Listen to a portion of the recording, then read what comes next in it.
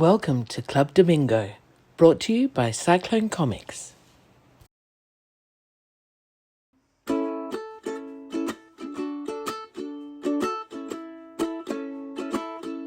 Okay, you can say something first this week.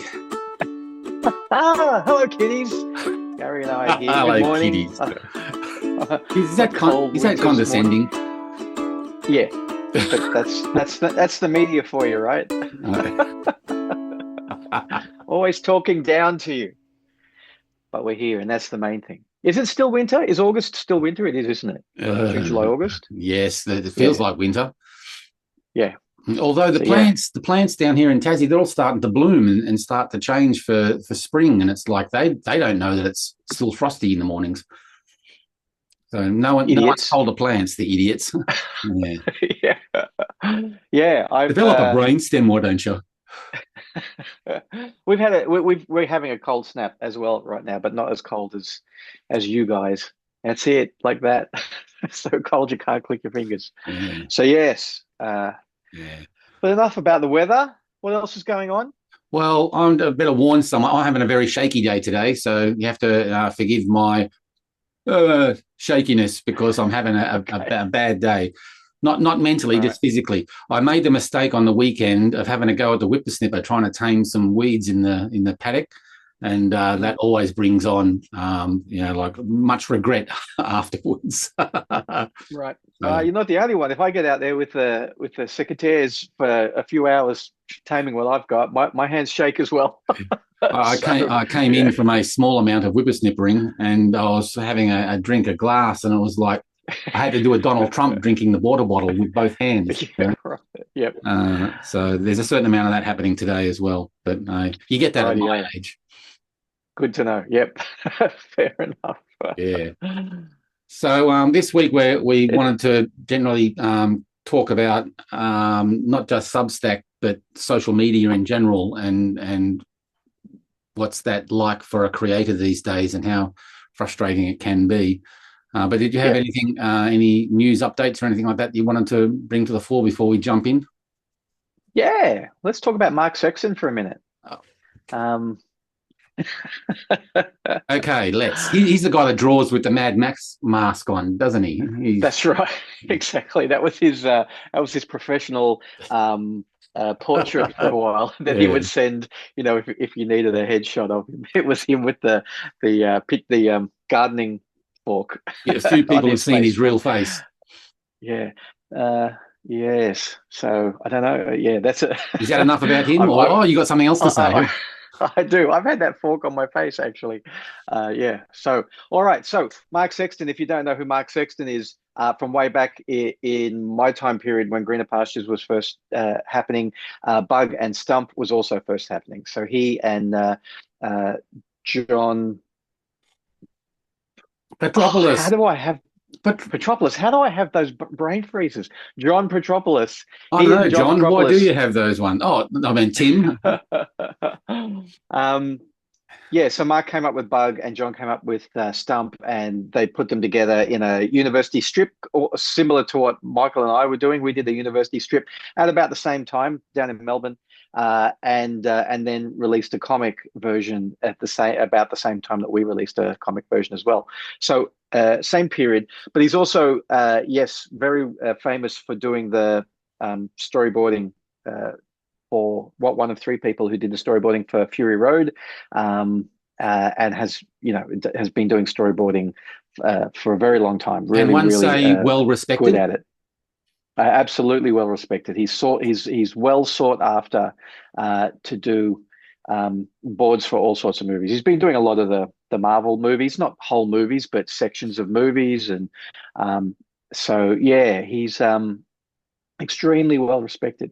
And Judge Dredd is one of his Mad Max and Judge Dredd, probably two of his really favorite things in the world. And right now he's actually got a Judge Dredd story on his drawing board. And he's done Judge Dredd before. He did was it like a 6-parter in the magazine, I think it was, a few years back. And right now he's doing a Judge Death story bit of a shame he's not writing them because he's such a good writer and he's got such a great understanding of writing and structure and all of that. But yeah, he's not writing this one either. But I actually were on Emery and I on Sunday morning on the way to a local market, actually bumped into him on the street. And that's because it was his street. We often say, "You're going to come to the markets this morning." And I didn't actually this time because we were meeting Samuel there instead. But yeah, he was on his way back from getting some coffee and we ran into him in the street and we were running early and Samuel was running late. So he started talking a bit about what he's got on work-wise. And he said, come in and look at the Judge Death pages. So I got to have a look at the work in progress, which was very exciting. He's got a very, clean little workspace because it's all digital now. Everything. So this comic is being done digitally, and he's got little printouts, A4 printouts on the wall, almost all complete. A few pages still, and he's not working from page 1 to page. I think it was a 7 or 8 pager. He's not just working through like that. There's a couple of bits in the middle that still need work. Just beautiful artwork. His sense of black and white is great. It doesn't need color. I kind of asked him about the color. We both raised concern that they must make sure that they get somebody who's going to color it in a pretty kind of muted way, like as in not the colors muted, but like you don't need to go crazy with the saturation, yes, but also just with the amount of color. It can be very plainly colored because all the detail is in beautiful line work. And it occurred to me, especially being Judge Death, it occurred to me because unlike me with Greener Pastures, where I never get paid to draw it, he's getting paid properly to draw. Right. Draw Judge Death, and which is great, a job, get a professional pay rate. But the fact that there's no original art, it means he's doing himself out of, I reckon, thousands and thousands of dollars if he had drawn this traditionally and then sold the pages afterwards. I'm sure people would buy probably the whole set, if not a couple of the pages with the 2/3 splash. There's a single full page splash, which is really a cool page as well. But yeah, people would have really loved it, especially when you go when you know that people know him from Mad Max and Judge Dredd, Judge Death. People who are into both those things would really want these pages. So a bit of a shame for him, I reckon. He's under such time constraints because he's also got a proper high tight deadline storyboarding job on right now as well. That he's kind of working it in between. That it's like, well, you have to work in your fastest manner. Yeah. It was because of his association with George Miller and Fury Road and all the other movies around that time that he was not lucky enough that he got to do Mad Max in comic book format for DC. And that's always been a property, the Mad Max property, that has been a holy grail of a lot of Australian cartoonists to try and do a Mad Max comic. Even back in the day when I think it was Thunderdome when it first came out and it was all hot, that I approached Kennedy Miller, the production company back at the time. To did all these Mad Max character sketches and did a pitch to send it into the office and gave them a phone call when they had an office in East Sydney somewhere, like Bellevue Hill or somewhere like that, I think it was. And so I gave him a call and said, are you interested in seeing a pitch for a Mad Max comic? This is mid 80s, I'd say, mid to late 80s. Wow. One of the many ideas that Cyclone had. And a pitch was developed. I think it was during the Thunderdome, the popularity of that whole thing. Of course, my character sketches had him with the brace on his leg and stuff like that. So it didn't go anywhere. They never got back in touch. But I'm sure that was probably one of many dozens of cartoonists, wanting to try and get a handle on the Mad Max character. Yeah. And they never did let it go. Then over the many, many years, they had every opportunity to, sell the license to the Mad Max character in comics, and it's never happened until Sexton's involvement and DC's involvement and that whole project with Fury Road. And finally, the circle was complete where comics finally saw Mad Max with those prequel comics that were done, which were beautiful productions. Yeah. Wow, I never knew that, Gary. Have you got copies of the sketches you did? Like, Yeah, or did you send them photocopies and you've still got the originals? Or I kept the originals. I might have wow, something buried somewhere. There was no sequential pages. They were just like no, character poses, character shots, pin-up shots. wow! And I'd and they love to see those. That's they weren't very exciting. good. They weren't very good. Well, Uh, okay, maybe that's why they never replied. And I find well, that hard to believe. yeah. I'm sure they were, And really. it wasn't Jeff Little, a smiling policeman standard, but it wasn't much better. Yeah, So right. I can see why they didn't reply, but it just Okay. seemed to me that an obvious choice for an Australian license to do, even for Absolutely. overseas, like Yeah. Fleetway or someone like that, talking about Judge Dredd, Yeah. Oh, would have been totally. a perfect pickup for them. But it never happened, and I Yeah. think that was driven most from the Kennedy Miller side of things. Of no, we don't want to do that. Mm, We want to keep it's a cinematic property, and it was mm. only Oh, and also I think George Miller just wants to have as much control over everything as possible, and it's hard to split. And the interesting thing is when I was working at Kennedy Miller Mitchell on Happy Feet 2, so that was like a 3.5, nearly 4 year period. I was in the building, and that was as they were starting to really get Fury Road happening, right? So the storyboards were there for years before that, right? So it all been written and boarded, and most of the design work had been done, but they were starting to actually get proper pre-production happening. Uh, um, uh, so my understanding of Miller at that time was he was pretty interested in trying to widen the medium scope, as in there was talk about a Happy Feet stage musical, right? So, and he was happy wow, yeah, to yeah, do yeah. that, and Mm. you could see that he was thinking, are there other ways to utilize the properties that I still own? Yeah. But definitely Mad Max, even with someone like Mark Sexton, who knows everything about Mad Max, possibly more Oh, than George does, and is extremely reverent about it, and would never do anything to harm the character, yeah, like the yeah, story. yeah, Um, Even with Mark there, it took a long time for George to get on board, because George wanted to really oversee it a lot more. So yeah, we're really lucky to get the comics we did, and I have a feeling that that's still a barrow that Mark is still trying to push. yeah, It's yeah. still got No, legs, and he's it's perfect for it. Perfect. I yeah, mean, yeah, that yeah. goes without saying. But yeah, he's the man for the job. And in hindsight, I was quite, I don't know, what was I thinking? At the time, I was just thinking Yeah, that it'd be a great character for comics. That's as far as my mentality went. yeah, yeah. That's a Not no-brainer. quality wise, No-brainer. yeah, It not would quality wise or anything like that. they could easily have started a monthly when Fury Road was happening, right? And it would still be going now, if as Oh, long as the art and the story was good, it would still be going now. Like, yep, it'd be amazing. yep, So yeah, yeah. maybe one day. You never know. Yeah. The only other one of in fairly recent history, because I've been around for a while, that I actually thought would be great that I did some pre-production sketches for, but I never got in touch with the production company, was Moulin Rouge, when that came out, to do Wow. a series of graphic novels, or at least, like a comic or a comic insert or something like that for Yeah, yeah, Moulin Rouge style comic, which yeah, that production really swept me up with its art direction and design yeah. that went into it.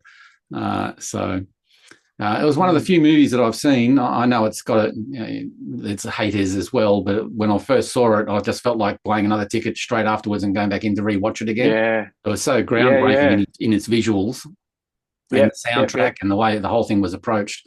Was yep, really it was full of impact for me. It was very impressive. yeah. Mm, Oh, incredible. It's very divisive, that movie. People seem to love it or hate it. yeah, And I love yeah, it too. I think it's incredible. yeah, It's an extraordinarily good example of the storytelling ability of music, yep, yep, and like just how crystalline lyrics really are. Like is it the love montage or whatever, where where the two main characters are really playing off against each other That's fantastic. Yeah, and it's all just like one or two lines out of all of these famous songs, all coming together one after the other, and it's just amazing. It's such a and it's emotionally just packed with emotion. The whole thing, it's incredible. The other one that was just as impressive to me, or slightly less, but when I first saw it, I thought, that's the way to do Shakespeare is his Romeo and Juliet, Baz Luhrmann's Romeo and Juliet. Yeah, right. Again, the use of music and the art direction in that is like, top stuff. Yeah, very impressive. Yeah. The visual storytelling. You've got to really play to the strengths of the visuals and the fact that you've got sound, and sound can also mean music and all of that. Yeah, really important. Yeah, but for me, Moulin Rouge can do no wrong. I reckon it was pretty amazing. So, but you sort of think, okay, you're given an opportunity to sit down and give your pitch to Baz Luhrmann for a series of graphic novels or an ongoing comic or something like that, and you sit down and you can imagine being sitting behind a desk or on a lounge or something, and what the hell do you say? I mean, even with George Miller or one of his lackeys or assistants talking about a Mad Max comic, you're just there going, but it'd be so cool. And that's the pitch. Mad Max comics. It'd be so cool. I don't know that that's the wrong pitch. I think that's the right pitch. Wouldn't be very long though, No. Yeah. It's funny, Baz Luhrmann, and talking about Mark Sexton. Mark worked with Baz. Is it only once or more than once? He worked with him on Australia, I think it was. I think he got. Well, it depends on how you count how often Mark worked with Baz Luhrmann, because I think he was fired and rehired a number of times during that picture. So Mark's a really good guy to fire. I don't think I'm talking out of school. I don't think I'm talking out of school. I'm pretty sure that's like Mark has told that story online somewhere as well. But yeah, sorry, what was that? Mark is very easy to fire. Well, I'm sure anybody's easy to fire when you're Baz Luhrmann and then rehire. It's like I think the story goes something like, after he was fired, Baz Luhrmann the next day is going, "Where's that storyboard guy?" Or "Where's Mark Sexton?" I don't know if you know his name. You fired him, sir. You fired him. Bring him back. Yeah. So yeah, very cliche kind of director in that regard. Perhaps, I don't know. It's all hearsay, allegedly. All of that. I don't know. Yes. So, and again, I don't think it's a secret.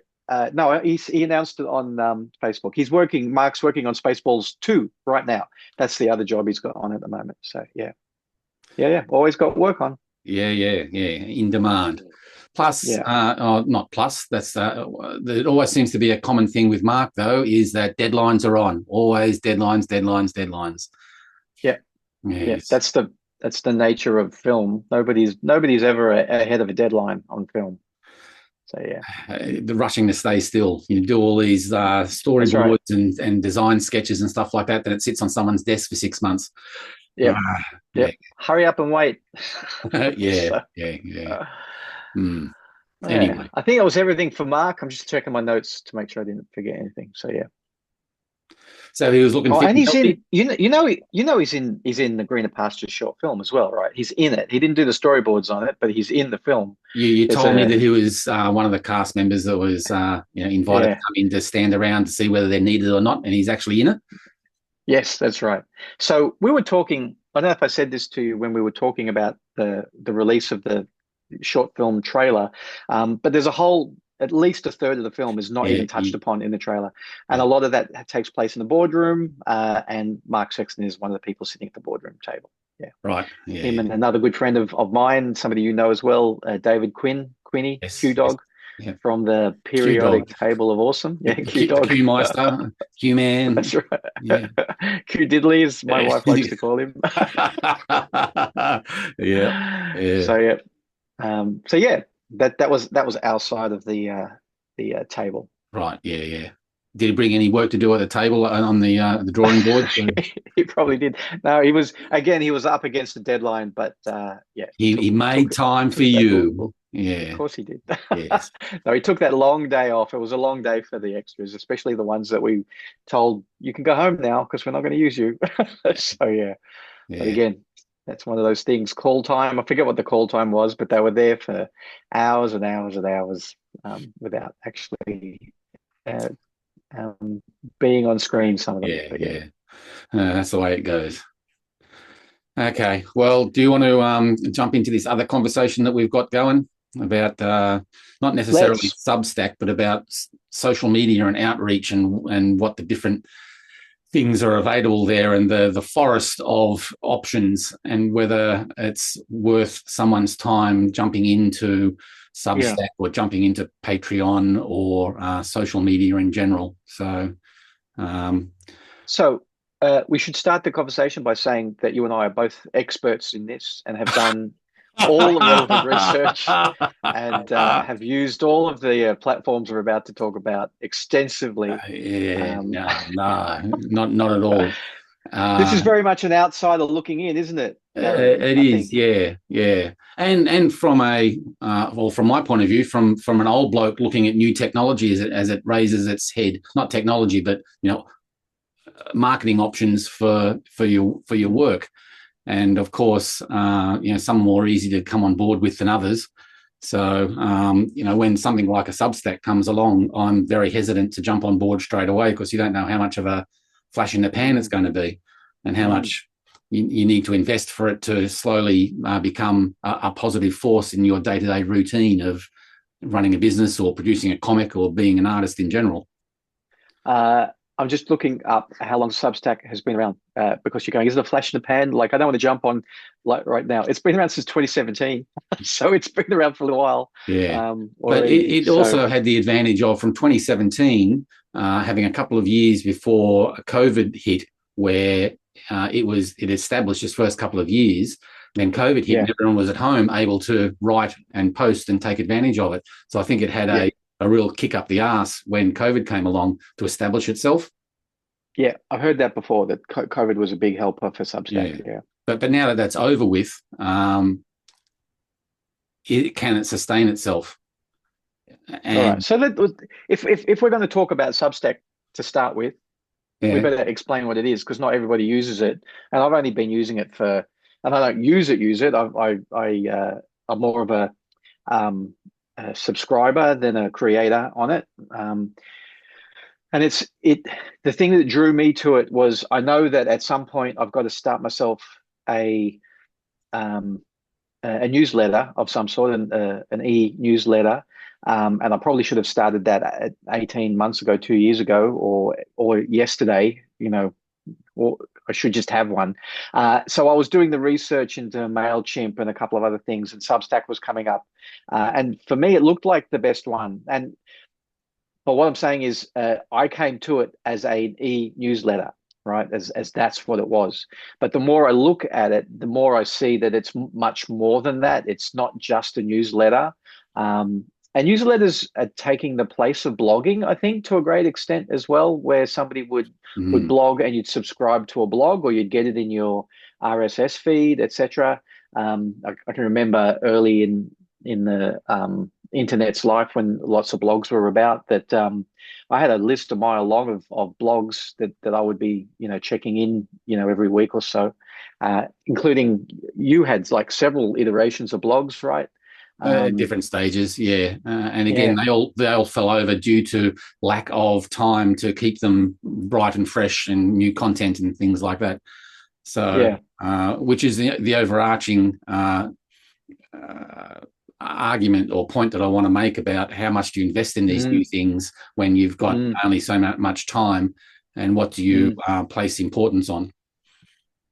So the other thing about Substack is that it's like a newsletter, but it's also like a blog, and it's also trying to be have social media elements to it as well. So just by coincidence, in fact, this week, listening to a podcast, they were talking about, and the podcast itself was a few years old, so it's still talking about pretty old Substack. But it was talking about the differences and the similarities between Substack and Patreon, right? And the biggest part of the difference, and we still haven't really talked about Substack enough yet, but the biggest differences, I think, were the fact that if you have a Patreon, you have to go outside of your Patreon to to ask people to come into your Patreon. You have to talk about it on your Instagram, on your Facebook, in your newsletter, and say there is a Patreon if you want to come and sign up for the Patreon. Well, with Substack, once you're in the ecosystem, the Substack that you have, the identity you have, whatever you call it, the profile that you have, and then the newsletters or whatever that you have on there, they can generate their own readers by people just doing a search for a subject. And every time you sign up for one newsletter, it says, do you want to sign up for others that are like this? Right. Okay. Here's So it has a little bit more automatic outreach. Yeah. And again, I've not done one post on my Substack yet, but I've got a number of subscribers, partly because I subscribe to somebody or I follow someone. You can do both. They do different things. And because I do that, they go, oh, I'll follow this person back, or I'll subscribe to this one Very back. much the Instagram following model, like.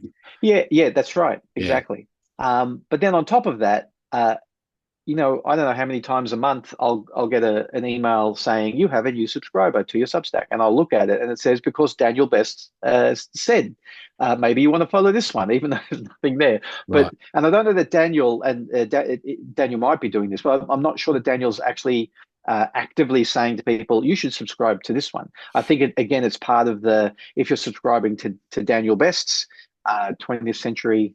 Yes. Danny Boy, Substack, then try these ones as well. And so people are coming to me, even though there's nothing there right now. So I haven't even tried anything. The analytics of Substack that associates friendships and connections and whatever, and then puts suggestions. Yeah, I think so. Something like that. Yeah.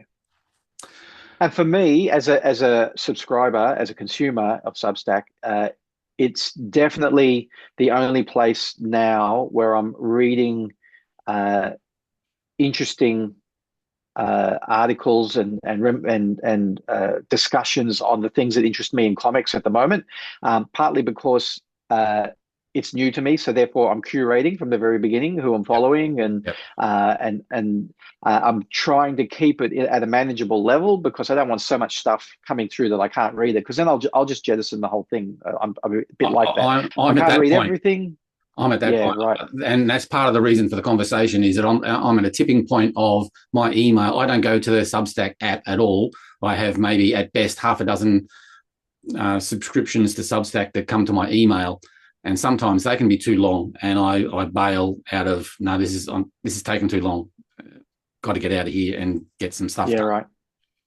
Yeah. Well, I like the app. I find the fact that everything's in one place, and I read before I go to bed. And at the moment, I used to read comics as I went to bed, bedtime reading, but I'm always so tired at bedtime that I can't remember what I read the night before if I'm reading comics. So I've got to read something that's not comic book. Do you know, medium. Does Substack serve as a good distribution point for comics? Yeah, I think it does. And this is the thing, right? It could, any manner that you used to utilize a blog, like Blogger, or I can't remember what other ones there were out there. Was it Journal, Word Journal, Live Journal? Live Journal. So anything that kind of you utilized those for, this can be utilized for, including just daily putting up a comic strip, or weekly putting up a page or a few pages. You could absolutely do that, and there are people who do that. The podcast I was just listening to, that I mentioned I was listening to during the week, is the Comic Lab podcast, which I'm listening to 5-year-old episodes of that, or even older, as I'm trying to get through that while I'm working. I follow Brad Geiger's I think he's got 2 Substacks, and one of them is basically just his Evil Inc. comic strip. Mm-hmm. So that I'm not really interested in the comic strip per se. I'm interested in whatever he writes about making a living from comics. So I subscribe to that and just check if there's any interesting dialogue going on. Yep. So that Substack I just kind of scroll through, really. But his other one, which is much more about how he makes comics and how he makes a living from comics, that one I read a bit more. So What was your question? I think did I answer it? Yeah, you did. You did about publishing actually comic content on Substack. Oh yeah, comic content. So yes, he Yeah. does both, and he does it well. And the problem is, I haven't paid for anybody's content. So let's talk about that. There's the ability to do the newsletter for free, Yeah. or you can upgrade to a paid version. And if the person who's making the content can do, 3 posts for free and then a paid post, which you will only be able to read if you're a paid subscriber. So someone like Brad Geiger, most of that stuff that I'm actually interested in is behind a paywall, but I'm not interested enough yet to actually pay for it. So maybe at some point I will. And a couple of other people who I'm quite interested in. Haspiel, who I think you also know. Yeah, Dean Haspiel. Yeah. Dean Haspiel, and a guy that I'll put you on to who does a comic called Spakow. You've Some of mentioned his this. is Yes. some of his is behind a paywall as well. So I'm missing out on some stuff, and I'm partly okay with that because I'm just interested to see how much you have to give to somebody for free to still make it feel satisfying for me as a reader. But also, how do you kind of tease that there is material here that you could be reading, but you can't because you're not and not make people feel bad about it, but make them feel like they might want to pony up some extra money. Yeah. Do you follow any comic content on Substack? You as a reader? No, I don't follow any Substack specifically to read the comics. No. Right. I'm definitely just using it as information and how does the comic business work. That was the main reason why I started to follow the few people that I do, was to do that. And then I saw there was some Aussies on there as well, and I follow them so I can keep up to date with them. But anybody else that I follow on there, if I think you can look on my profile to see who I'm subscribed to.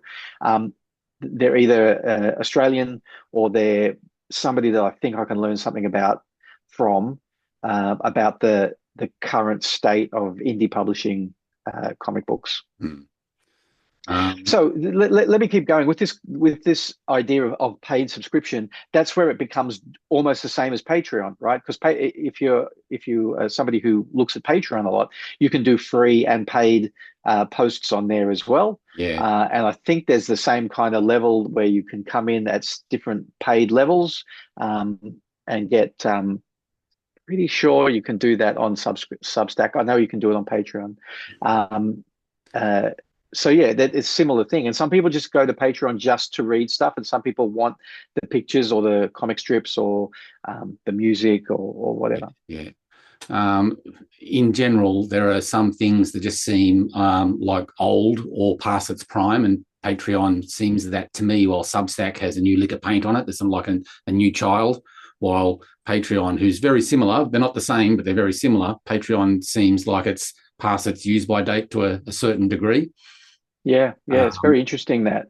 Yeah, and even social media in general, you get things like Facebook that, as opposed to TikTok, Facebook might seem fairly old-fashioned these days, while TikTok is the new kid on the block. But you'll get a certain generation of people that will cling on to Facebook for grim death because they know how to use it and they've grown with it and they're comfortable with it. Like I have no experience with TikTok at all. Usually there's new technology, I'll sort of at least sniff it out to reserve my name or username or something like that. But with TikTok, I haven't even bothered yet because it seemed like a leap too far in videoing and mastering that side of things. And also going to a much younger market that I have no real connection with as a 60-plus-year-old comic creator. But I'm sure TikTok does span many generations as well, but it seems to be a young person's thing. And I think it's you have to start making the decision of whether you're going to be on a platform or not based on whether you enjoy consuming the platform as well.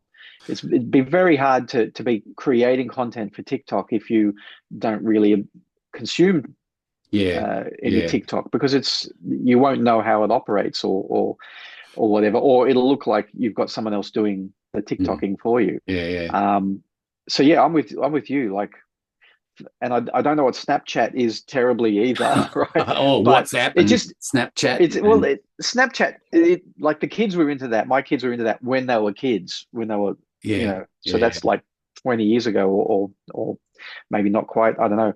But TikTok just feels to me like Snapchat has gotten a better marketing campaign. So the older teens and the young adults are using it, or yeah, maybe they're using it because it reminds them of Snapchat, which is what they were using when they were between 5 and 15. So it feels like the adult version of Snapchat to them, or the more mature version of Snapchat. So they're on it, and it's like, well, I'm not getting on that. yeah, I yeah, can't. yeah, Samuel, who works at my son Samuel, who works at the ABC, part of his job for a while was doing editing for their social media channels for the department he was in, which is mostly, not all, but at the time mostly Good Game. So Good Game, Spawn Point, and Spawn Squad, and so he was doing a lot of their TikToking things. In fact, he did some animation for it and all sorts of things. Anyway, so he's got a handle on it. And when yeah, I talked to him about the lack of social media for the Greener Pastures short film, he says, "You've got to get on TikTok." I'm going, "Do I?" He's going, "Yeah." He said, "I know you don't know it, and that you don't like it, and you don't know how it's going to help you, but you actually have to get some stuff on there, and it will drive some interest to what else you're doing. It actually would be useful for you." And I believe him, but I can't get my head yeah. around it, or my time machine to give me more time to do it. Yeah, So and that yeah, goes to my larger point of I don't want to diss any of these platforms because they all serve a purpose if you have for time to sure. indulge it. Not the other thing I want to mention is the time usage. Each of these things forces you to get a certain amount of knowledge and skill to use it effectively. As a comic book creator in the 21st century, the first quarter of the century is already gone now, where you need to be behind your template or your Intuos drawing pad or your drawing board. All these things just create time sinks that have a certain amount of value, very low value, probably a lot of them, but some of them could be quite important to you as a creator. And I wanted to talk more about the decision to take advantage of certain things over others, and each of them detract from you getting behind the drawing board and drawing more because it equates to time.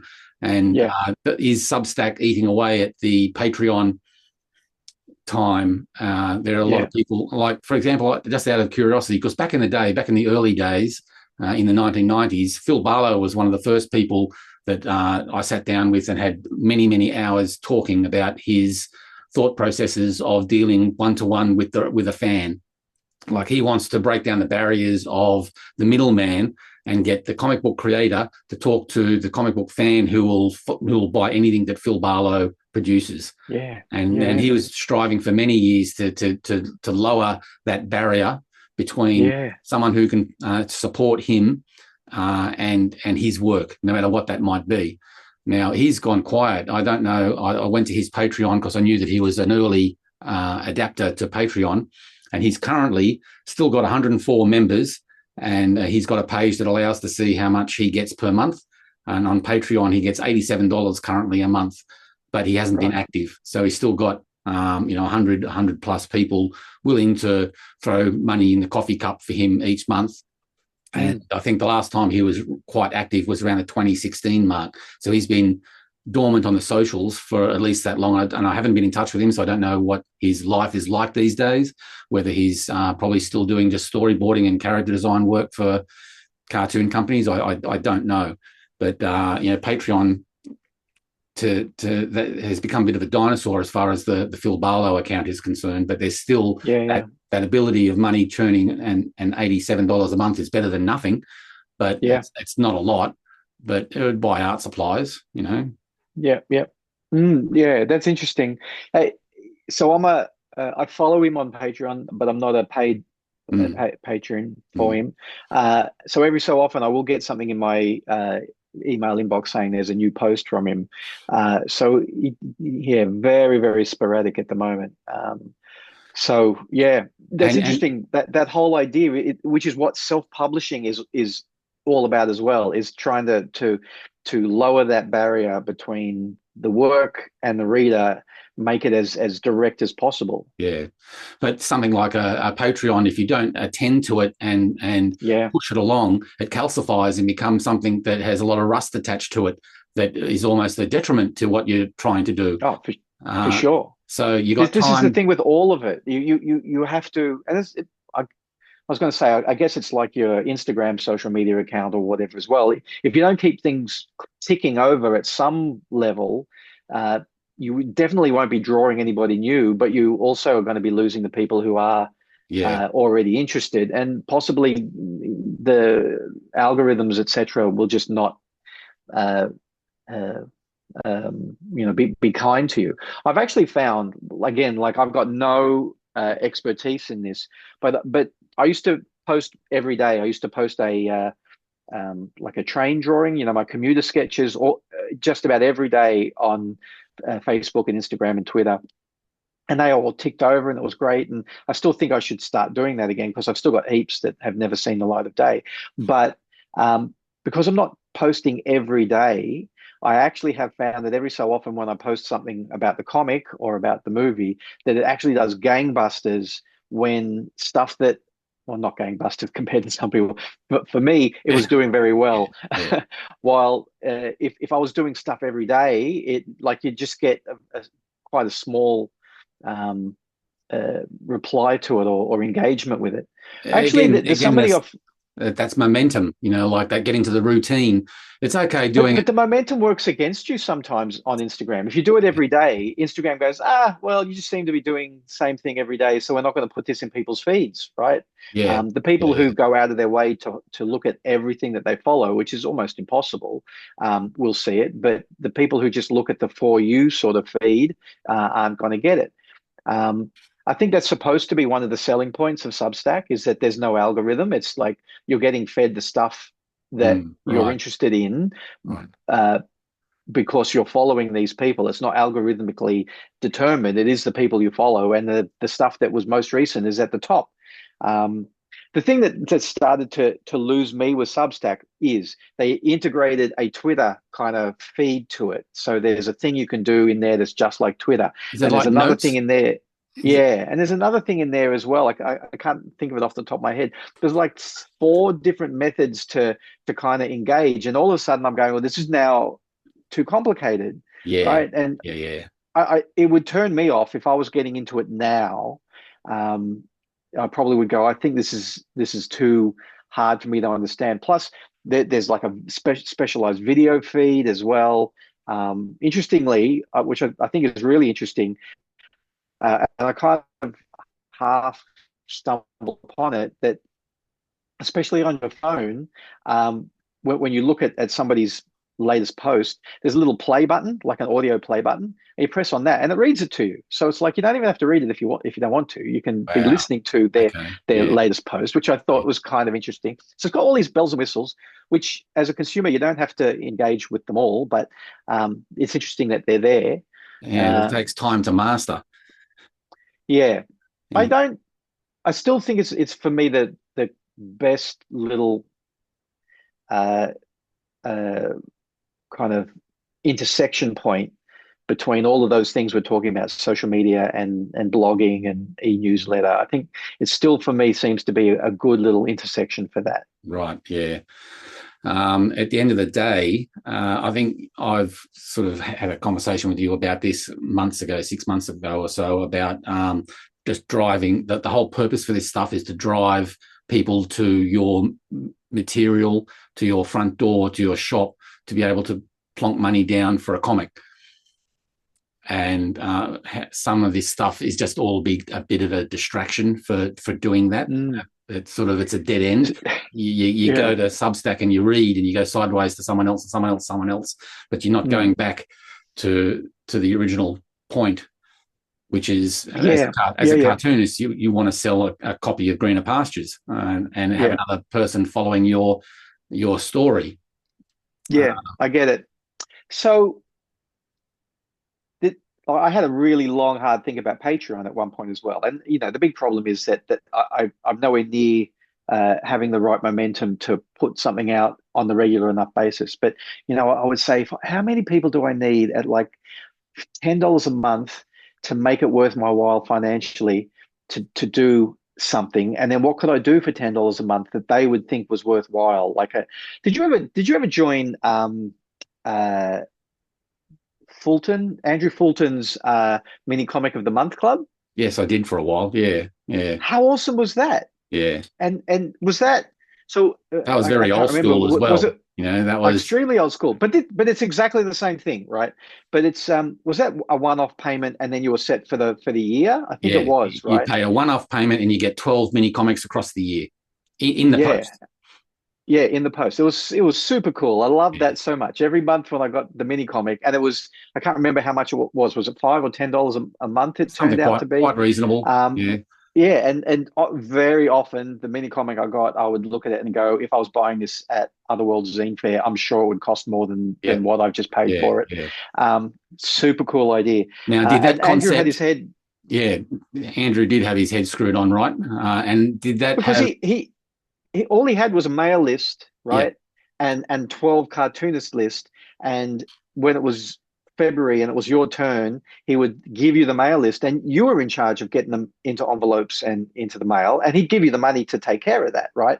I don't know if anybody lost money on it, or it obviously is not going to be enough money to make it a financial bonanza, right? But and you went for was it 2, maybe 3 years doing that? Yeah. Yeah. So I was thinking of something similar for Patreon, right? If somebody was giving me $5 a month, how many people would I need to make it worth my while? And then could I send them a mini comic every month of how many pages I've drawn? Or do I do something where I spend the first hour of my day doing a panel specifically for what the patrons get? And then that is put together as a mini comic. And as soon as you start thinking that, you go, I can probably lose or spend an hour a day doing a single panel, which then makes a 6-panel page if you want, or makes a mini comic, which is a panel per page of something that's not even, in my case, Greener Pastures related. Maybe I'm doing a completely other thing. Maybe it's autobio, or it's some other story I've come up with. And then, I send out, the mini comics every month to everybody, and they get that. And that was just when it was Patreon, and there was no Substack or anything. I was thinking that I think that's doable. I don't know if people do that. I'm probably inventing a wheel that other people have invented, surely. Yeah. But the Patreon is, as soon as you hear an artist in Substack or in an e-newsletter or on a website or a Facebook post say, support me on my Patreon, that's why is it? Of course, why does the Iron Curtain come down? Exactly why? Because Patreon is you get an X amount of free stuff, but then you go behind a paywall to get the good stuff. So they're asking for money. They're asking for money. Yeah, and it's Substack has the paywall thing to a certain extent, where it's the good stuff is behind the paywall. And really you want to get rid of that paywall, and the money you're putting in for coffee tips or for PayPal tips or for Patreon subscription, you want them to actually buy a comic from you. So I would only do it. I would only do it if the people who are giving me are going to get comics. That's got to be the outcome. So right? I've come to the conclusion, not solid in my head, so I'm saying this off the top of my head, that all of this, the Facebook account, the Instagram account, the Patreon, the Substack, having an e-newsletter, having an email address, should all sort of steer back towards a central point where people can access your comics. And what we haven't mentioned, and what most people sort of have these days because they're given away for free, is a website. The whole, one of the most powerful tools, business cards out there, is a decent website that is activated, that doesn't need Substack. It doesn't need Patreon. It just steer all these socials back to an active website where you can preview stuff, like the what's the word? Every site is a WordPress site these days, so it has so many marketing tools and publishing tools within itself as well. So I'm sort of wondering, if you take a step back as to, you get lost in Substack after a while, or you go to Facebook and you get lost doom scrolling there for a while, or if you go to Twitter or any of those things, that doesn't lead you anywhere necessarily. Where what I'm trying to solve the problem of is, how does that get you back to Phil Barlow's concept of a reader and a creator buying a comic, not reading a post? Well, why is that not an e-newsletter? Why like that seems to be the most frictionless manner of doing it. That every time Gary finishes a page, he mails it out to his 5 million subscribers. I would agree. Right? Yeah, I would agree that is probably the one thing that I would do and do diligently would be the e-newsletter that is connected to my website and to me as a creator. Everything else I'm finding as a bit of a time sink. Yeah.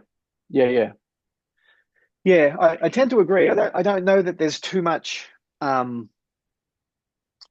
don't know. I don't get too benefit from Instagram, I don't think. And now that we've got the short film, that's very different, because the short film is definitely all about just showing people what's going to come eventually, and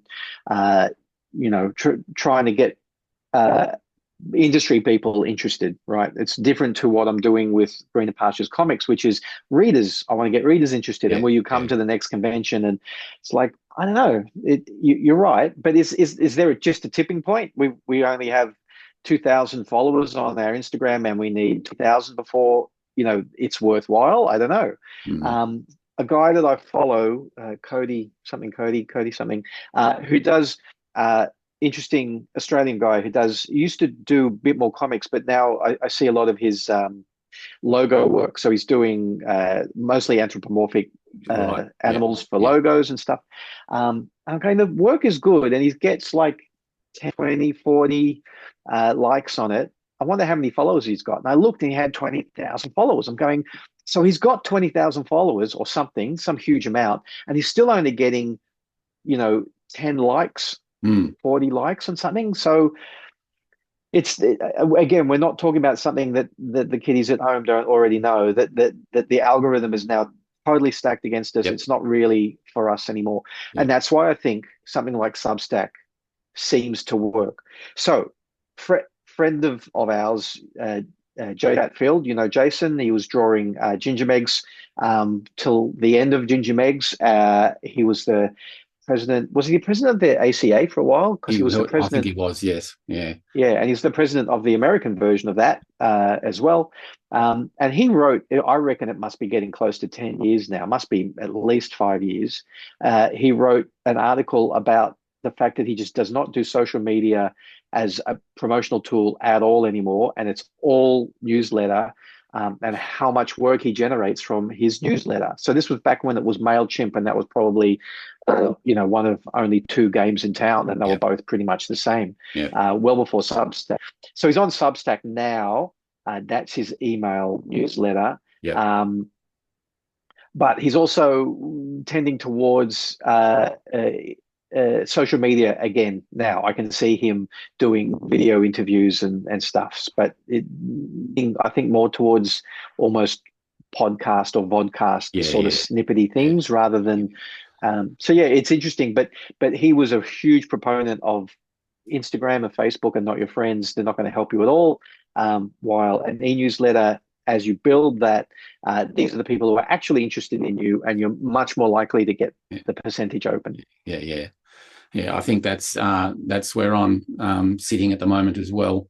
I know for a fact that when I do my little spray each week of this show when it gets released, and I do my socials, that I get absolutely crickets from X. So that's almost to a point of waste of time.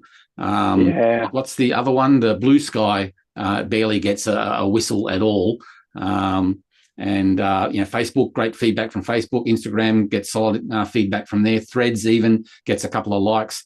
But all the old school things like X is just just dead in the water. So I'm sort of half inclined on not even bothering with that anymore.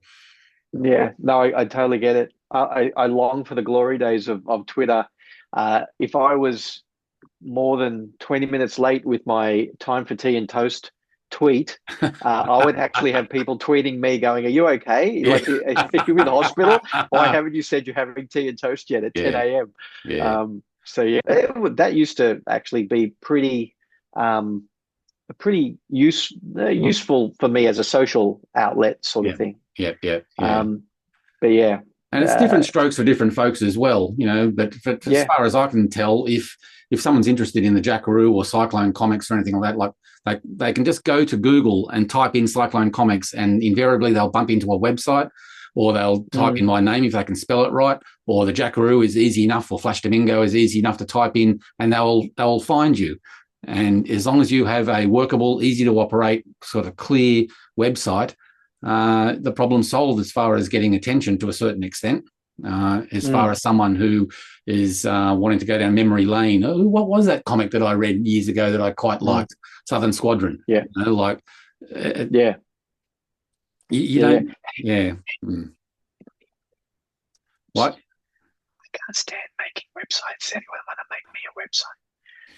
Anyway, back to our regularly scheduled program. Yeah. I totally get it.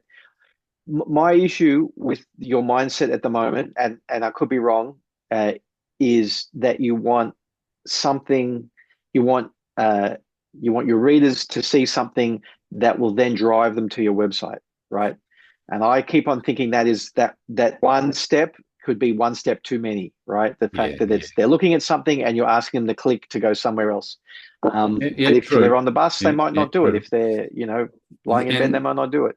And running alongside that is the big elephant in the room of AI and image scraping and content scraping and things like that. Yeah.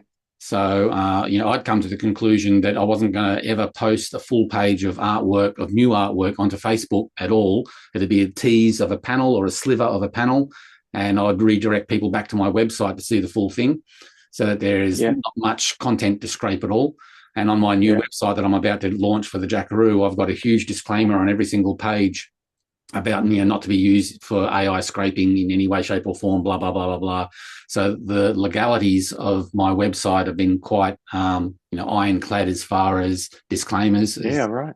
But using social media is a danger as far as, the robots that do scrape content, whether you have warnings of don't do it. I mean, Meta doesn't really care about that. And the IT companies don't care about that.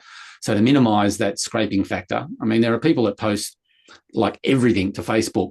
And I just think that once it goes off the timeline and into the archive of Facebook, you don't know what's happening with it. And, I don't want to keep on yelling about the sky falling. The sky is falling, but it's something to be conscious of moving forward, that, again, I will be trying to post slivers or teasers and direct people back to where I want them to go to, instead of being lost in and going sideways. Oh, look, something sparkly over here. No, if you're a fan of a new project by me and you want to see more, I'll do a bit of a tease, and that can be directed back to the site that I have more control of. So what'll be on your site? Full pages, full stories, link to a shop, all of those I plan to do the old school full stories. And as the full stories are completed, then there'll be, printed editions put on sale via the shop as well, or via the site. Yeah, very cool. Yeah, I mean, and I know some people swear by just, I've drawn a page, post it to Facebook and to Instagram, but I just think that that could turn out to be quite, dangerous to a certain extent, with all the AI questions of AI usage still that needs to be resolved. I think there needs to be some hefty court cases and class actions brought to bear before that forest gets clarified to a certain extent, and all the weeds get taken care of. Until that point, again, a lot of my creativity and artwork, I want to be under my control as much as possible.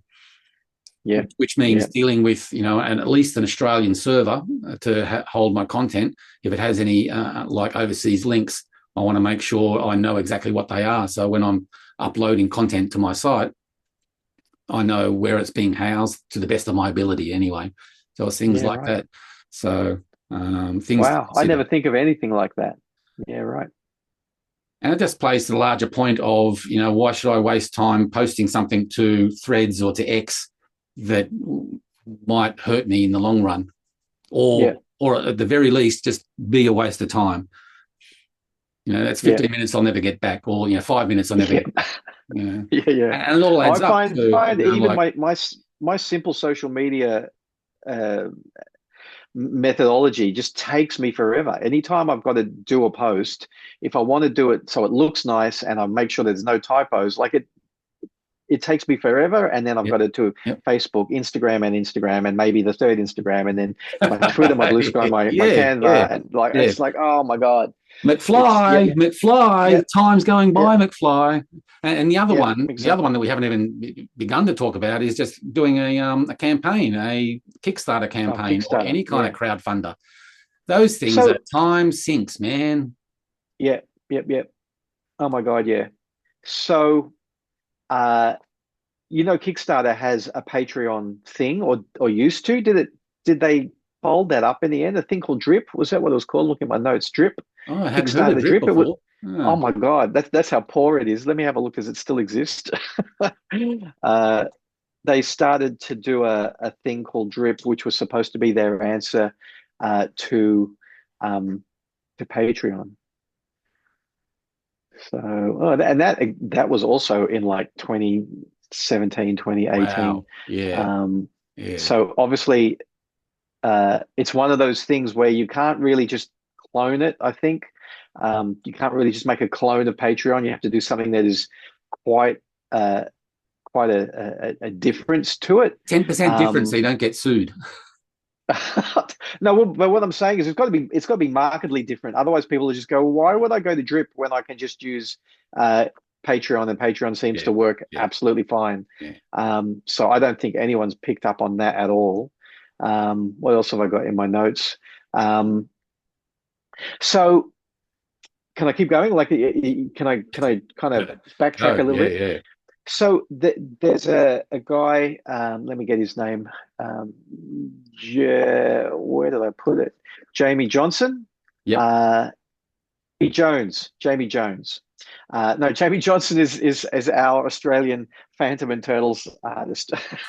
Jamie Jones is an American indie comic book artist. And have you ended up looking at any of his stuff? I've kind of pointed you to him a couple of times. No, Um, no, I haven't yet. because No. he's Oh, he's got maybe I he's a have. Yeah, go on. this is the Spakow guy, and he's Oh, got yeah, I have. Yes. his what's the character name? That's kind of, he's got a character that's very kind of pulp story, kind of Right. very influenced by the spirit and all of that. And I thought it'd probably be up your alley to have a look at as well. The isn't he named after a bird or something? The baboon, is that him, or is that Oh, another the one of baboon his? rings a bell. Yeah. Yeah. So, but he does an anthology called Spakow, and his methodology, which is similar to what I was talking about with Patreon, and $5 a month, and you'll get a mini comic of what I've created that month.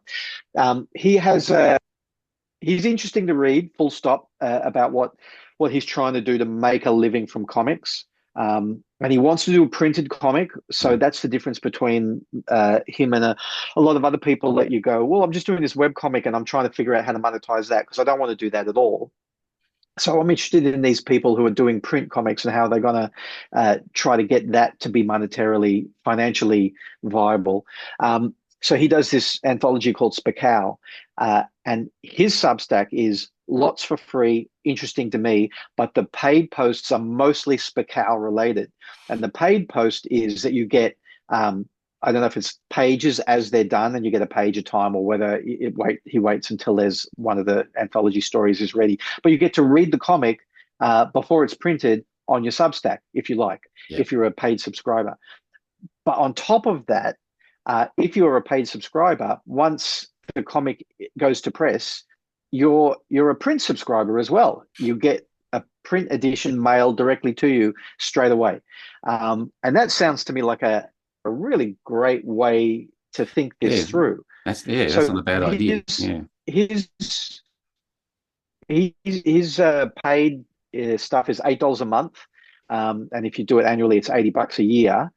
So for $80 a year, I think his plan was to try to get you 4 issues a year. And like all of us, he's probably not hitting 4 issues a year. So let's say he's getting 3 issues a year, but including postage in America, obviously.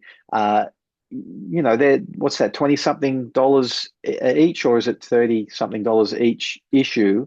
And you get to read it as it happens, and you get the extra content, and you get a copy in the mail, and you're supporting him and indie people like him. And kind of that seems like a pretty good way to do it. Again, once you've got the momentum and you know that you can actually supply what you want to supply in a timely manner. Yeah. So that's where the Patreon and Substack models like really intersect, right? Yeah. Because he's getting new followers every month, because he's got a Substack which has got interesting content and has got its own social media outreach methodology to bring new readers in, who then, well, maybe I will upgrade to paid and I'll get a comic at the end, right? Well, if you're trying to do that on Patreon, it's like, well, how do I get these people to click through Instagram, which is really hard because nothing's clickable in Instagram anyway, to get to my Patreon, blah blah blah. So more power to him. He's very kind of grassroots, community minded. He helps run a local convention and all sorts of things. So for all those reasons, I really like following his thing and reading from him. My example, you pull that guy out, and I think he's got his head screwed on and it's working for him. The one that I was going to use as an example is a guy called Steve Connolly, who's an American who's been going for many years as a Patreon. He runs his own Patreon, but he does a strip called The Middle Age, which is a fantasy comedy strip. And he's been doing that regularly for quite a few years now. And he's got 308 Patreon members, which is pretty, you think it's not a lot. You'd think it'd be, up in the 3,000s or so. But no, he's taken on 308 members. But he also posts his new episodes on Webtoon, Tapas, Go Comics, and on his website, and on his e-newsletter as well. So there's 5 things that he does to outreach his comic each time he does a page. I don't think he posts like weekly. I think back in the golden age, he was doing weekly, but it's now slipped to whenever he can get them done. And then, of course, when all the pages are done for a book, he does a print edition that he kickstarts. And he's got the benefit of having been doing it for years now, that he's got some baked-on readers that will go wherever he goes and will have the patience to wait for pages and things like that. Plus, his work is very high standard. It's like really lovely artwork. So that was my example of someone who seemed to have conquered the methodology to make it work for him. So does he make money digitally, or is everything that he does digitally to drive people to buy the book when it kickstarts? To buy the book when it kickstarts, but his Patreon has got financial members. Right. And why would you be a financial member of his Patreon if you just sign up for an e-newsletter and get the same digital content there for free? I think it's early. He has extra content behind the paywall, early access and process work. And he also does the sideline that he's developed over the years is 3D modeling and role-playing manuals using his characters. Oh, wow. So he does role-playing manuals and he does 3D modeling of his characters that he sells as well. And I think a lot of that is reserved for behind the paywall.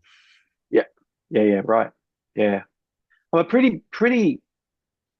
no, that's another subject for another day. Okay. So yeah, interesting. I think, like you said, part of what he has going for him is that he's like from the old school days of webcomics, and he continues to have that momentum behind him, basically. Well, he's seen as a veteran now, so. Yeah, I bet. Been nominated for all the appropriate, from Eisner Awards right on through to the online comics and the all the different awards he's been nominated for. So he's got a standard of quality there that he's just chugging along with. Yeah. Okay. So the one last thing that I had a note on that I thought might be an interesting way to look at this is as. And again, this was a term that was brought up in the Comic Lab podcast I was listening to. Is the idea that it's really just a fan club. That like, let's say Patreon, right? Because that is almost completely siloed. You can't really get into it unless you're a fan, sort of thing. Is you ask people to put money in as membership to a fan club, right? And I thought that's actually, I don't mind that. I actually have, like, I've got a million notes of the things I'd like to do with Greener Pastures if I had time. If I had a room full of office people, I say, you create the Greener Pastures fan club. You're sacked. No, come back. That's right. Where was that person I sacked yesterday? And it reminded me. This is well before my time, but I learned about it since. But again, Cerebus, I know I talk about that a lot, but it for me, it's still one of the gold standards for self-publishing. Cerebus and Dave Sim had a Cerebus fan club for quite a while. So in the very early days, I think, once it really like had that huge momentum, that huge uptick in size, so there was a fan club, and this is old school fan clubs, right? Before there was the internet, right? So it was mail based. You had to send a check in the mail, and what would you get for your membership? Why be a member? So they would get like I don't know, probably wasn't monthly, but it might have been bi-monthly, probably more likely quarterly newsletter, and the newsletter was made by the fans. So it was like you say, we don't want to do stuff that takes us away from the drawing board. So Dave said, sure, guys, make a fan club and run it. Right. And they did. So the fans were running it. And they would probably ask Dave, is there any artwork that you want to put in the newsletter this week? Or can you do something that you won't print anywhere else so that the fans have a reason to come? And again, it takes you away from drawing pages, but it's a worthwhile endeavor, I think, to do that for your fans. Yeah. Okay, like doesn't that still have legs? As a thing, you get your newsletter, or you get a secret decoder ring, or you get a ID card. I'm a card carrying member of the Cerebus fan club, and here's my card. And you're dealing with the baked on fans. You don't have to do any sales because the sales is done. No, exactly. So does it help? Maybe it doesn't help if the sales are already there. But you need to maintain that fan base. You need to maintain. True. Yeah. Which comes back to momentum again. Momentum in either producing pages or momentum in maintaining a relationship. Yeah, relationship. Did you see me? I'm going, you're right. Why am I doing this if I'm not making any money out of it because the fans are running it, right? And it sounds beautiful. Fans run yourself a fan club because you love the comic. And that just shows that, like, as a piece of marketing, it shows how strong the work must be because people have created a fan club. But in today's conversation I'm having right now, you, Gary, it's like, I don't think I'm going to have fans who are going to run a fan club for me, right? But maybe I can run my own fan club, and therefore I'm getting the money for it. So I think that as soon as I put it into that mentality, I think it went straight back to what I was thinking about with Patreon, which is $5 a month. You get a mini comic, and you just brand it as a fan instead of please support me on Patreon. You go, would you like to be part of the fan club? Yeah. So it becomes the same thing with different branding, but I think the branding helps to elevate what the thing is, and also elevates what it's related to, which is the Greener Pastures comic, in that it's so good that they've got a fan club and people sign up for the fan club, rather than it's so people buy it, right? It's like, it's so good that people buy membership in a fan club. Buy into it. Yeah, buy into it, exactly. So I don't know. I think there's something in that as well. But are you still thinking of the fan club, still using Patreon as the back end for the fan club? Something like that. And as soon as, I could run it myself, right? If I was as smart as you and can build websites, you could build a page of your website to be fan club only. Put in your password, and here's the PayPal link for your monthly subscription or for your yearly subscription, and you will get here's a monthly or a weekly post only you can read, and don't forget your monthly mini comic has been posted out today. Keep an eye out for it. Variations of that, I'm sure, have been done, but to distill it into that cohesive fan club concept is the thing that would probably turn a lot of people on, as far as if you're a fan of something, Jackaroo fan club, Greener Pastures fan club. That's the way to sell it. But it's, for me, if that would be very appealing until I press the link to join the fan club and you were presented with Patreon, you'd go, oh, bloody Patreon. And that could be a huge turnoff, as far as, again, is it cool to be throwing your money into a Patreon pit that is calcified technology, or would you point towards something like a Substack if you could have the fan club in that in the environment that seems more fresh? Yeah. And as soon as you brand it as being the Greener Pastures fan club newsletter, then all of a sudden people are going, well, I don't mind them going to Substack. That's where newsletters come from. And that sounds like a cool club to be in. Does it, dear listeners? Does it sound like a cool club to be?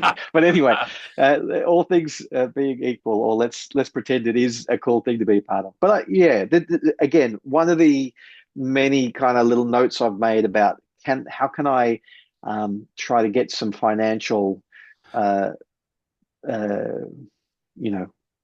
movement happening, positive movement happening for Greener Pastures. Once I'm on the board making pages and I know that the comics are coming out regularly, what else can I do?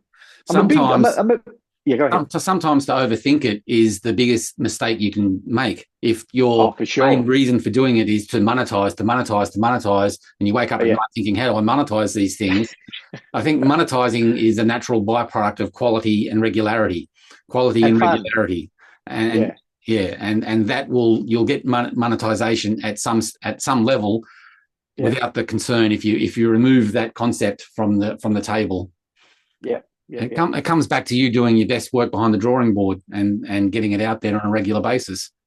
To the point where, in an extreme way, I was thinking the other day of, because I'm not in a situation where if I produce a Jackaroo comic, I don't necessarily need it to make money. I need it to cover its costs, but not to make me a millionaire. My expectations aren't of that. The monetization has been taken off the board. So what if I was to experiment with selling it as a wholesale price to cover your print costs and all of the costs involved, so that you can lower your cover price, but then put the onus on the generosity of your readers to top up that price to whatever they want. They pay what they want. And at the very least, it is like, pulling the figure out of my head, $2.50 to produce a comic and another couple of dollars to post it. So that's $4.50 just as a round figure, $4.50, $5. So your unit price is $5 plus customer love. And based on it's the circumstances of your customer, who could be broke, they'll pay the $5 and they'll still get the comic. But if you've got someone who really is a big fan and realizes that they're only paying wholesale for it, they might plop another $5 on there. They might pop, for a first issue, put another $50 on there. So you're getting, like you pay what you want kind of concept on your cover price, but you don't actually print a cover price on your book, but you have you market it as a wholesale price. If I get this, I'm covering my costs, but I would like more than that. Thank you very much.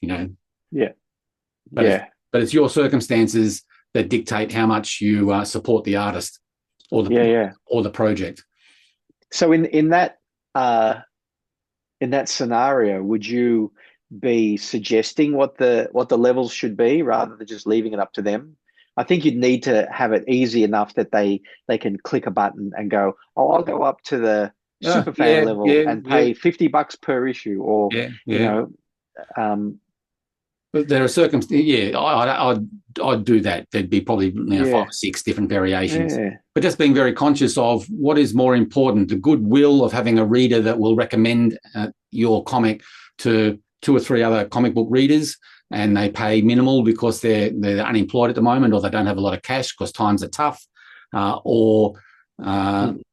getting it out there that way. And then you have your baked on readers that might be more affluent, that are able to make up for the low selling customers with a $50 note or something like that. It's a pretty cool idea. Are you thinking about implementing that? Like, is that, I or was it's thinking just of like it me, just another? of developing it, and I'm waiting for the errors of my thinking to hit. But I think the main thing was removing monetization off it, and as long as you're covering Yeah, the costs, because I can't afford to take a loss on this, and if it goes to the printers, those costs need to be covered. And I'm also yeah. thinking of ways to circumvent kickstarting projects because I Mm, don't enjoy it, and it's a time sink, mm, and it has a lot of problems that I'm trying to rationalize. So how best mm, to make it easier and a pleasant experience to get a Jackaroo comic into a reader's hands. And if someone can't mm, afford it, at least they're covering the costs. If someone can afford it, they can choose to kick in more if they want to be a supporter. mm. Yeah, I think that one's got legs as well.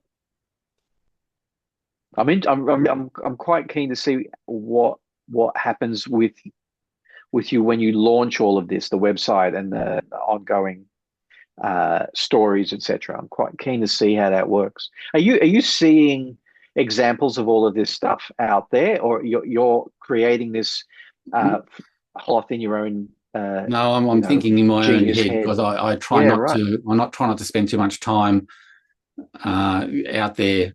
I'm sure, and that's Yeah, why someone might get in touch with me or have a comment below this video saying this has been tried. Look here, or that's a yeah, stupid idea for this reason. And it's like, of course, it's a stupid idea for that reason. I don't yeah, have the answers. I'm just trying to think of something to make it easy for what I'm willing to take a hit for, which is time and energy in getting the comic out there yeah, and putting money down for it to be printed, but I don't want my family or me or my bank account to take a hit for it. So it's like at yeah, least break even and yeah, then uh, rely on the generosity of strangers to yeah, allow you to move forward. But at least you yeah, got your costs covered, so you can go to the next issue and the next issue and the next issue, and yeah, yeah. Cool. spread your goodwill accordingly, your creative output accordingly. But Yeah, I'm sure it's got holes in it, and it's certainly not a huge money making option. But at least it allows a bit more control from the reader's point of view as well. Better than a yeah. No, PayPal tip jar on your website. Like yeah, here's $2. That $2 does nothing for me. You yeah, know, yeah, but yeah, buying a comic and recommending it, and then it's up to the reader to either put in a couple of dollars or a $20 or a $50 or $100. If you got the money, I know there are very affluential readers out there that have a lot of money to spend on comics and yeah, associated items, and it's up to them to decide. I really like Gary's work. Here's a hungy for number 7 of the Jackaroo. yeah, Thank you very much. That $100 defrays actually is pure profit because all my costs are covered on any other sales. yeah, yeah. Ah, that's a really interesting uh, concept. I hope everybody's been watching all the way to the end, because that's a pretty big one to kind of, you know, I'm sure that there are some trip ups in it. Of course, some people might just think it's very ugly, that it's not a very retail thing to do, having a retail price. And what you do when you're selling to a comic shop. And that goes into the larger subject of, well, are comic shops even relevant for Australian comic sales much these yeah, days? that's a completely different subject. Yeah, Absolutely, yeah, indeed. absolutely. Uh, And that's and where I would well, revert back but to. that's its own ecosystem, and comics are tend to pop there, and that's what it's going to sell for. And it's a different, what do you call it, audience there, and you have an ad in the back to say, Yep, yep, did you get this in a comic shop? You could get it straight yep. from me, blah blah blah. You And can go to my I website. have been known just to send a parcel of 5 or 10 comics to retailers to say, here you are, sell them, you keep everything, you nominate whatever cover price you want, but express interest, show it around, like. Yeah, right. So it's that the comic shop aspect of things is more just a promotional tool, more so than anything else. Again, Mm, it's the end result is trying to get in touch with that person who'll stick with you through issues 1 through to whatever you do and any other side yeah, projects. That's yeah, invaluable, having a reader that's interested in your work. yeah, yeah. Again, a lot of that will come down to branding on the website, Mm. and how easy you make it to absorb the information that it'll cost you 250, but if you really want to support me, like pay the $5 version, and if you can, the $10 version is what you would pay in the shop So how about you do that? But the way that you make that easy to understand, because it's part of the thing that puts me off with Kickstarters, right? As soon as I see that there's a billion different options, and I go, I can't even really Yeah. see where the print copy is.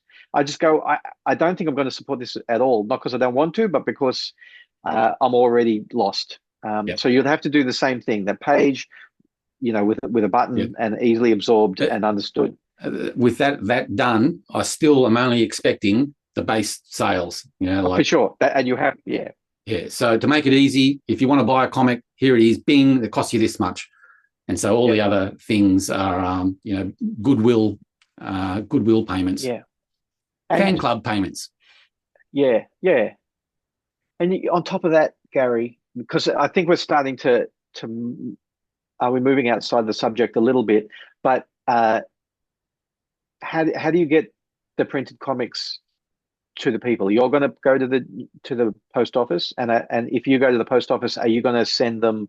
Are you sending them to America, or are you getting someone in America to print them specifically there and then resend them? Because that's a whole huge Trump created minefield at the moment as well. Yeah, I'd be inclined on letting America stew in its own juices until they sort themselves out. So you're looking at just like an oceanic audience at this point. At this point, yeah. And again, yeah, right. That's my boutique editions, and then when I want to try and find a collection publisher to publish the trade paperbacks, that's their problem, and they will be hopefully more structured to deal with overseas sales and Europe and America and blah blah blah. But that's why I'm getting them to publish. Yeah. I've seen that coming up in my Instagram feeds at the moment.